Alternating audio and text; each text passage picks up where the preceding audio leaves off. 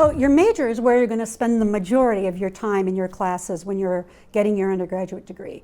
It's an area of specialization, and the university really wants you to have an area of specialization so that you can go out and get a job in the area you're interested in. You should pick one that you're in love with, because you're going to be spending a lot of time with it. If you are in love with 2 areas, go ahead and double major. It's fine. You can even triple major.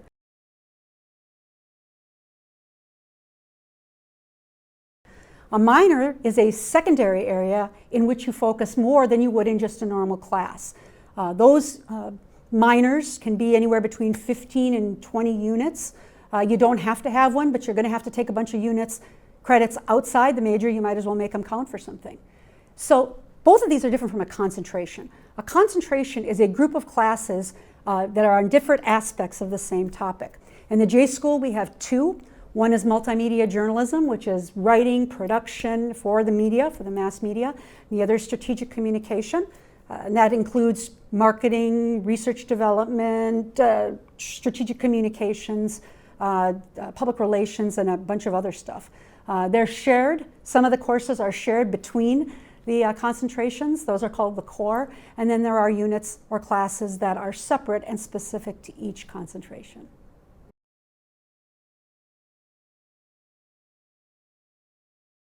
You know, sometimes people wonder why they can't take all their classes in the School of Journalism, Mass Communications, and why we ask that they take classes outside at all the other kinds of disciplines that we offer here at KU. And there's some very good reasons for it. Primarily, it's because this is a liberal arts degree, and we understand how important it is that you know something about history and philosophy and languages and some other kinds of topics.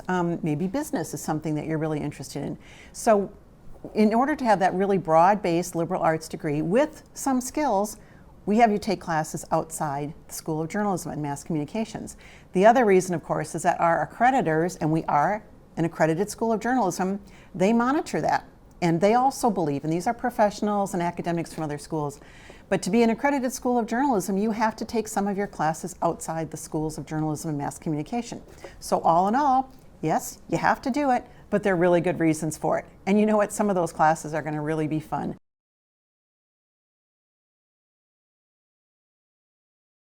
When you see your schedule of classes, you'll see letters and numbers for each class that you're taking.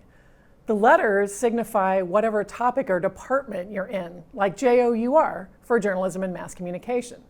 The numbers indicate the level at the class. So if you have a 101, like Journalism 101, that's a very basic level class. 500 and 600 level classes are much higher that you'll take when you're a junior or a senior.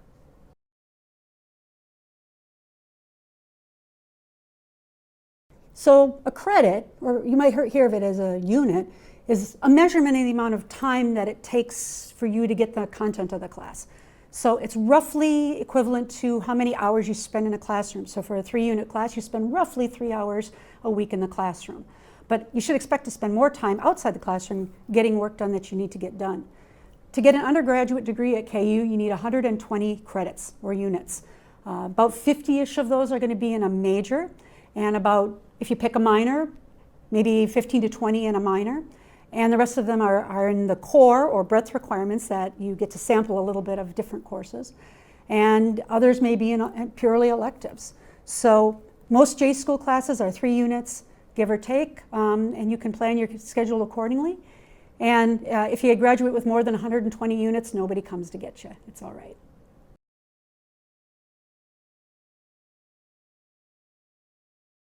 A prerequisite means that you need to take one class before you can advance to another class. It's very important to take classes in the right order because they're designed to be stepping stones to help your learning. You don't want to get into a class and have no idea what the professor is saying or how to do any of the assignments. So that's why we have you take classes in a certain order.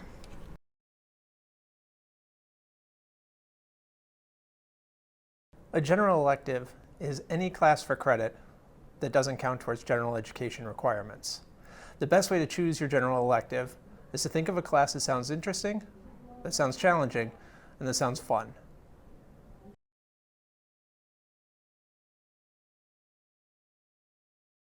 A syllabus explains all of the rules for a class and gives you a breakdown of what the class is going to cover. A lot of the times the syllabus may include directions on how to do assignments, when your professor is free to answer your questions, and just overall the rules of the class. So it's very important that you read everything in the syllabus and refer back to it throughout the semester, because your professor has spent a lot of time providing all of that information to help you be successful.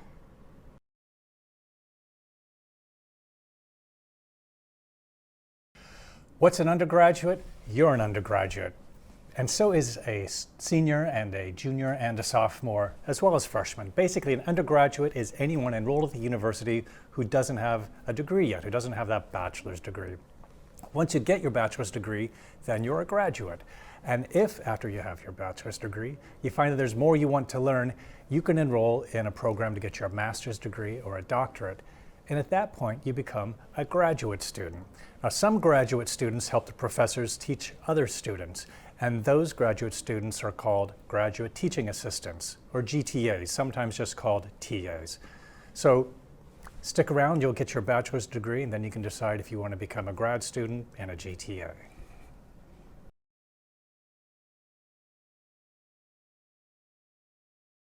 What is research?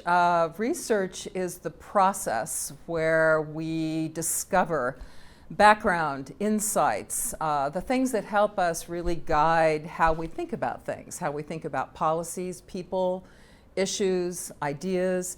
In journalism, that means offering context. In strategic communication, that means the discovery of insights that will drive strategy, actually.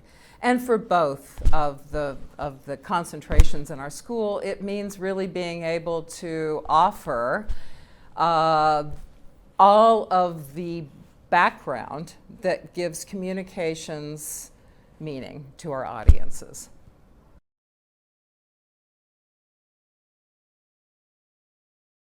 If you're struggling in a class, remember that the semester is long and your instructor wants you to succeed. Begin by speaking with your instructor, either after class or during office hours. Speak with your advisor about different policies or different resources that are able to help.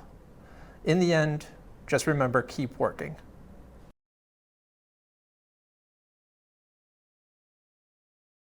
On your course syllabus, you may see designated office hours for your professor. What this means is the time that they're in their offices that you're supposed to come and see them. It's not that they're doing other work or occupying the space for another reason. They have open office hours for you to come and ask questions or discuss an assignment or a grade or something like that. So when you see those hours, that's when you can go visit. You can just drop in. Some people like to make an appointment, but you don't necessarily have to.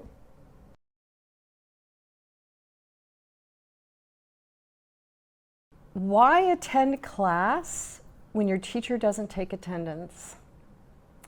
Well, the main reason you attend class is so that you can learn the material. Some students think they can game the system and then you trade off with your roommates and your friends and you take the notes. But here's the thing, it's a slippery slope to not knowing what's going on in the class. And all teachers will tell you, research will tell you that students who attend class, they make better grades. But also, you're just going to like your life a lot better, because students who don't go to class get depressed. They start to feel unmotivated and bad about themselves. So feel good about yourself and learn a lot and come to class.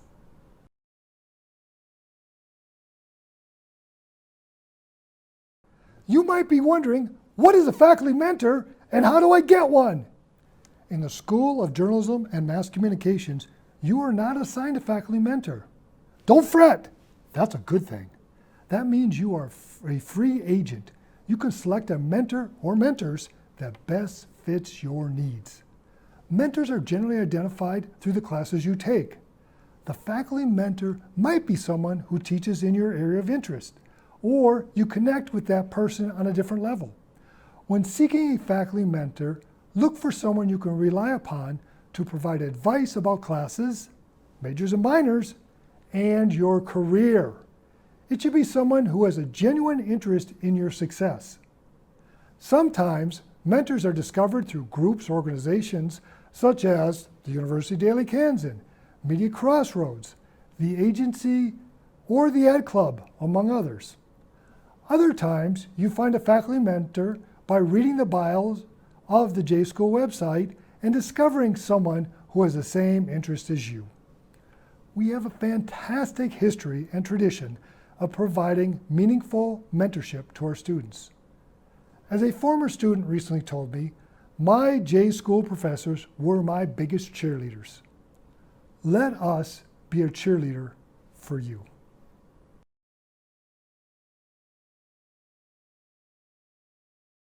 Your advisor helps you graduate. Our area of expertise is the J-School, your area of expertise is you. Where we bridge that gap is basically how we ensure that you will get as much out of your undergraduate experience as possible.